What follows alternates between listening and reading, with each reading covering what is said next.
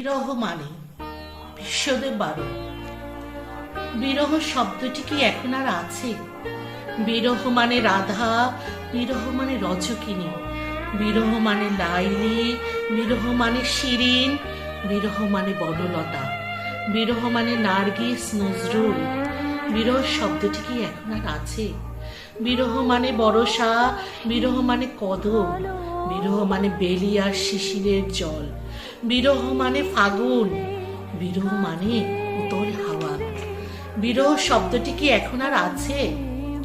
বিরহ মানে কোকিল, বিরহ মানে পলাশ, বিরহ মানে কৃষ্ণচূড়া, বিরহ মানে গাঙে নতুন জোয়ার, বিরহ মানে জ্যোৎস্নার ফুল, বিরহ মানে যমুনার কুল, বিরহ মানে ফুল নিব না অস্ত্র নিব ভেবে হই আকুল, বিরহ মানে স্মৃতির গোপন অভিশাপ, বিরহ মানে ভুলতে চাই তবু তার ছায়ার সাথে পাতি সংসার, বিরহ মানে ছলো ছলো আখি, বিরহ মানে চঞ্চল হয়ে ঘুরিয়ে বেড়ায় সদা মনে হয় যদি দেখা পায়।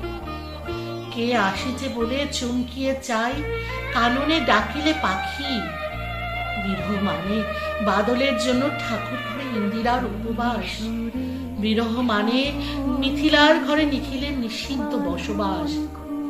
বিরহ শব্দটি কি এখন আর আছে?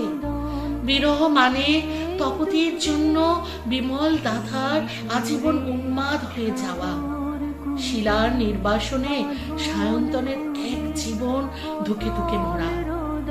বিরহ মানে বিলাবোষ, বিরহ মানে 7 জন্মের আফসোস।